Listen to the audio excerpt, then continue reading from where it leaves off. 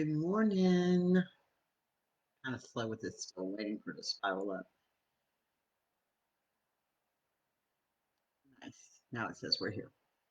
So, good morning. We're here early this morning to kind of talk about a subject that is hard for everybody. It's emotions, and it's the emotions that come that we all experience, that we all feel, that we all have going on here. And we need everybody to understand that it's okay. It is okay to have these emotions. It's okay to feel emotion. So I think sometimes what happens as we go through this struggles and challenges that there are times that we're happy, obviously, and we relish those times. There are times that we're angry. Um, and I'm talking about from both perspectives. I'm talking about from the veteran being angry, to us being angry. There's a lot of why me. The veteran obviously feels like, why me? Why did I have to go through this? Why do I have PTSD? Why is it affecting my life? And as the spouse and partner, we go back through and say, why me? Why am I the one left to deal with it? Why me? So there's a lot of the question of why me? And it's tough and it's hard. And normal, and I hate to use that word, but we keep equating whatever we have going on as not being a normal relationship. They are normal. There's no such thing as that perfect relationship or that perfect marriage or that perfect anything. It is exactly what it is. And we are normal. The relationship I have with my veteran is normal for us. The relationship you have with yours is normal for you. So there's no such thing as that perfect, but all emotions are normal. We're allowed to be angry. We should be. We're allowed to be mad. We should be. We're allowed to have anxiety. We should be. There's times that we need to vent. We need to. And we all have to find our own outlets for that. Sometimes it is the veteran needing to talk to other veterans, to people who have walked in his shoes, and I don't, or their shoes, and I don't mean exactly their scenario, but has the same kind of reaction. You know, when I was talking to some veterans last night, we talked about survivor's guilt. And sometimes the PTSD isn't from seeing the horrible tragedy, it's from surviving it or knowing that your buddies went through it. And so there's this survivor's guilt that they also carry. And one of them said to me, he said, I was in a group meeting, and one of the other guys that was in my group meeting said, you don't deserve to have PTSD. You don't deserve to have it? What? You didn't ask for it. None of us asked for this. It is what it is, and we're allowed to have these emotions. We can't control them. You can't when something makes you mad, you can't control it and say, "Oop, I'm going to be happy regardless." No, we have that emotion to allow to be mad. It does happen. And so we have to learn to deal with all of these emotions, in a way that produces a positive result. Is it always going to result in us being happy? No. Is it always going to result in us no longer having anxiety? No. Is it going to sit here and say, well, you've done this and yours is worse and this? No, we all are entitled to these emotions. And I think so much from my perspective, and of course, that's all I can speak from is what I know from me, is that I am a fixer. That's who I am. And I think I need to be the one to fix whatever's going on. And so when I'm told what I'm doing wrong or not wrong, but how my actions are influencing him, then I take it personally and I get myself all worked up and then I get angry and then I get bent out of shape and then I get hurt. And all that does is breed more negativity back into our relationship. When I have to take a step back and realize that it's positive what he's saying. The fact that he's opening up and saying, when you do this, it bothers me. When you do this, it bothers me. I'm worried about you being too focused on a whole bunch of different things because I see the stress that it brings to you.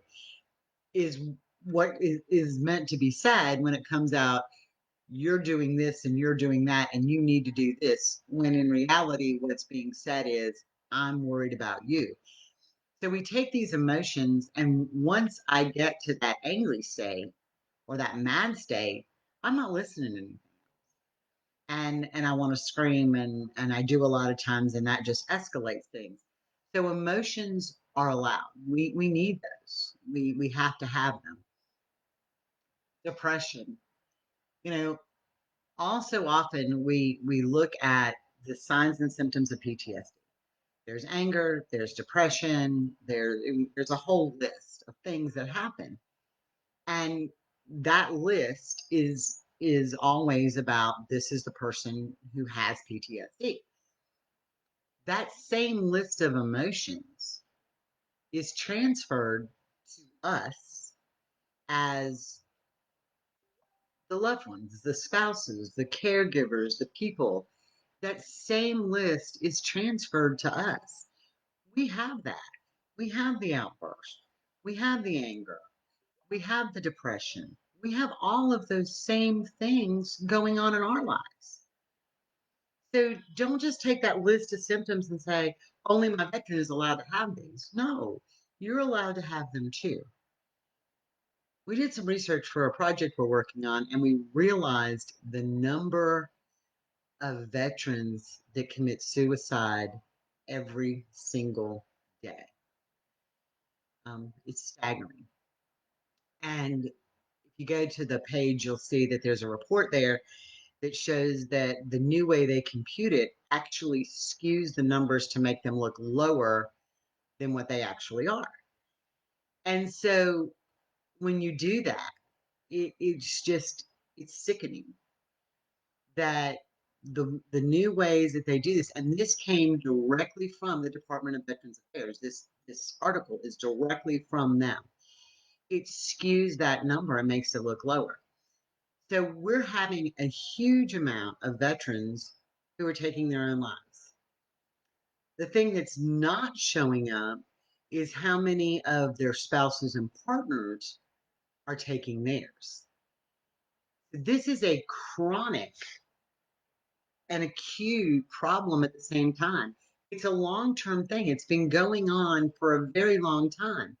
But when it happens and you're at that point, it becomes so acute.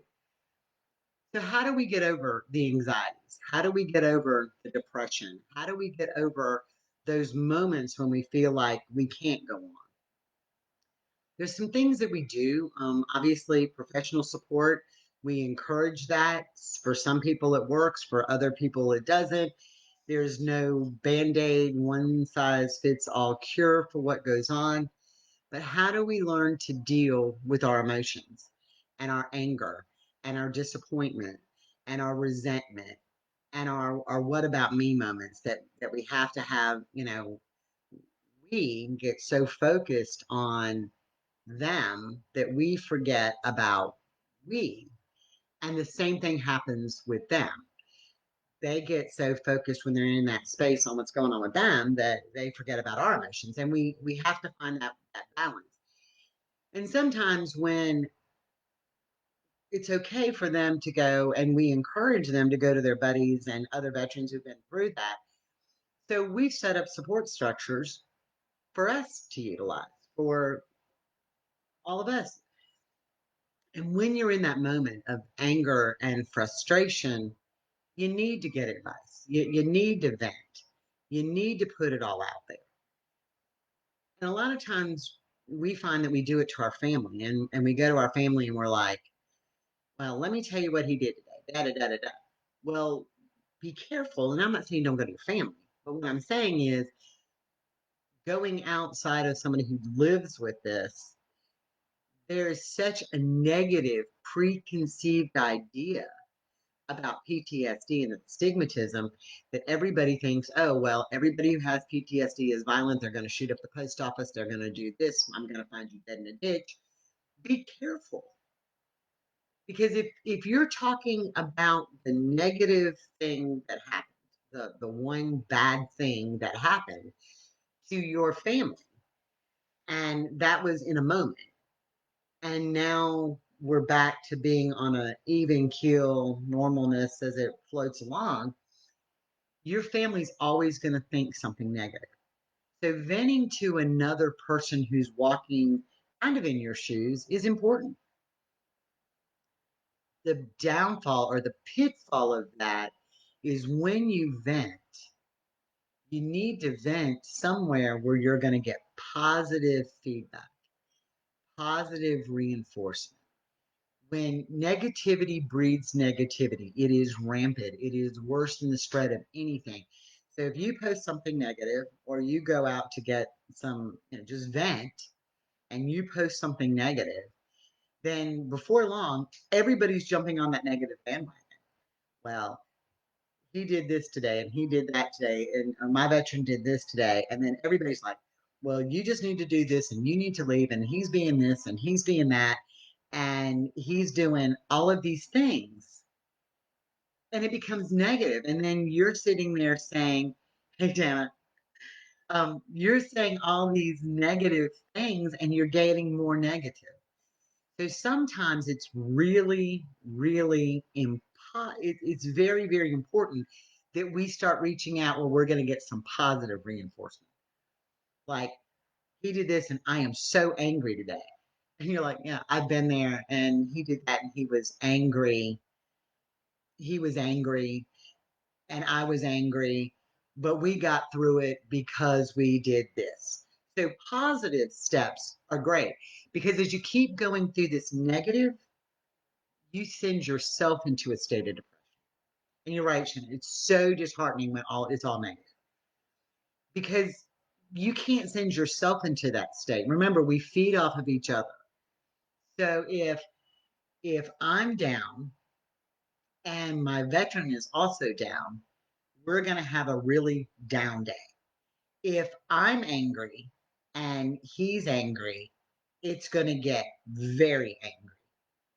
So when we vent to somebody positive for positive reinforcement, um, I have an amazing support structure of friends who live in this moment with, they all go through the same thing, and I vent to them, and I'm like, this is what happened today, and they're like, yeah, I know he did this to me too, but we got through it by doing this, or we look at it from this perspective, and that's kind of where we're different in loving my veteran, is we actually have veterans who feed back too.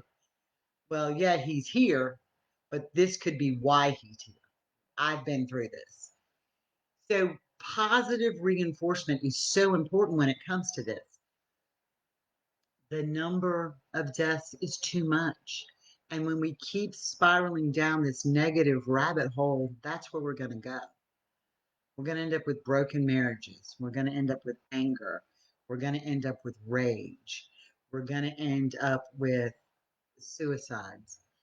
And when we talked to the people who come together to do Loving My Veteran last night, we decided that the thing we all need to tell people is we're a name, we're not a number.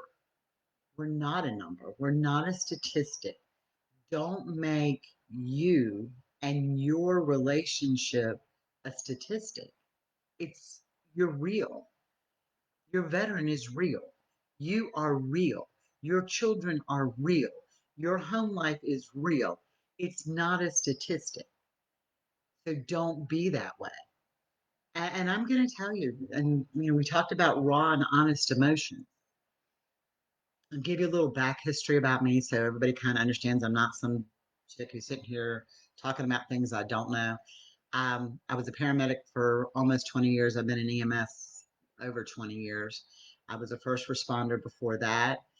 Um, Throughout the course of my EMS career, I saw a lot, didn't realize how much I saw because, I'm tough. I can handle it. That's what we do. Um, and talking to Jeremy and my veteran Carl, when we were talking one day, Jeremy said, "But Stacy, you've been through it just like we are." And what our veterans see is, they do their mission and something bad happens and then they suck it up and they go on. Army uses "wreck it up and go on," but they go on and they go to the next objective and they don't have time to decompress. And I didn't realize it until I thought about a horrific call I had. It involved a child. I can't get into the specific details, but it involved a child. It was horrific. And that call came in at 9 o'clock in the morning. Within an hour of the time we got the call, delivered the child to the hospital, did what we had to do, I was back running more calls within the hour. And I ran 12 to 14 more calls that day. So all of this horrific raw emotion that I felt got pushed off to the side to do my next thing. And over time, it builds up and you don't realize it at all. And it drives you into a state of depression. And then all of a sudden, something else changes in your life, or you get another horrific thing that happens to you come across, and you just don't know how you're going to go on. And I had ran to the store. Carl had stayed home. It was no big deal. I was just going to go get milk and bread, not a big deal. And I was literally riding to the store. And at that point, I knew that I was ready to die. I was done. I was going to check out. Um, we're blessed that in our EMS community, if we feel that way, we've done it and set it up among ourselves that we're going to shoot ourselves. We just take the gun to a friend and hand it to them and say, "I'll be back and get it." And we have like a 30-day window. So I literally was at that moment. The rage and the anger and everything had built up for so long. And all of a sudden it hit me. And by the grace of God, I was sitting at the stoplight right next to a paramedic that I've worked with forever house. And I pulled in the front yard and he was standing there. And I just rolled down the window and I handed him the gun and I said, "Here, I'll be back and get it in 30 days." And he said to me, "Do you need me? I'm here if you need me." And I said, "No, you've got what I need you to do for me right now." I came home, kind of kept it inside for a little bit. And then, of course, I shared it with Carl, who um, made me realize that I am important and he's here for me. But we never know that that one moment that we are so down, that one moment that it's okay to be angry, that one moment that we have, how something positive, that paramedic saying, "Are you okay? I'm here if you need me," can change my life. And that's what happens in our situation. We as spouses and partners and their people, when we reach out for help, getting a ton of negativity, getting a ton of anger back is going to drive you to a deeper place. Saying, "I understand, I've been there, but you're going to be okay," that one moment can change everything. And we have to do the same thing with our veterans. That one moment can change everything and make them positive. And while it may not take them out of their complete state of depression, or it may not take us out of our complete state of depression, I had to work through a lot after that. But that one moment stopped me from having a permanent end to a temporary situation. That one moment. And that's where we have to realize that our life is made up of multiple moments. Depression is okay. Anger is okay. Rage is okay. Happy is wonderful, but it doesn't always happen that way. We don't live in the world where Barney the big purple dinosaur is like, I love you and we're family and life is good and everything is wonderful, because it's not. Life gets in the way. We go through all of these emotions, and all of these emotions are okay. Feeling guilty is okay. All of that is very much okay. It's how we deal with it. It's okay to be sad. Okay to go through this. How we deal with it. I didn't have any idea that as I went through this journey that I was going to meet and have some of the most incredible friendships through this. I sat there last night. We sat there, and Damon and Michelle are incredible support structure for me. Our friends at Behind the Service podcast, they are amazing friends. Not only do we talk about our objectives of military life and what our veterans go through and how we can start empowering the caregivers, the families, the veterans, not only do we all do that collectively, we're here to support each other. And finding that support structure is so important. So I encourage you, find a support structure, get professional help if you need it. When you're feeling down, reach out to somebody, call somebody. We may not have walked exactly step by step in your shoes, because only you've done that. Only our veterans have walked in their shoes completely. But you gotta reach out. You gotta find that thing.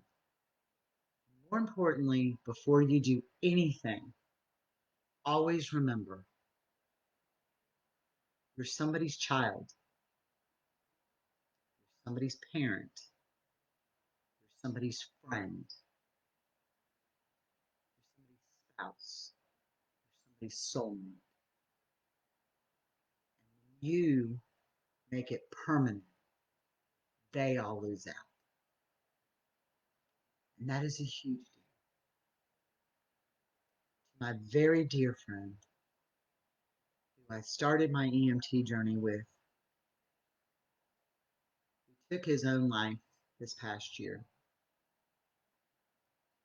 I feel guilty because if he would have reached out, maybe I could have said something. But what did he leave? He left two kids, he left a wife, he left a ton of friends. And all of us are going to have that empty space. So please understand that the emotions are real, the emotions are okay. Always, always reach out because you matter to somebody. You matter. And we want you to be a name, not a statistic. We want you to be that statistic, that name, because you matter. Y'all have a blessed rest of your day. Remember, you are so important. So important. Reach out. Love your veteran. Love yourself. And have a great day.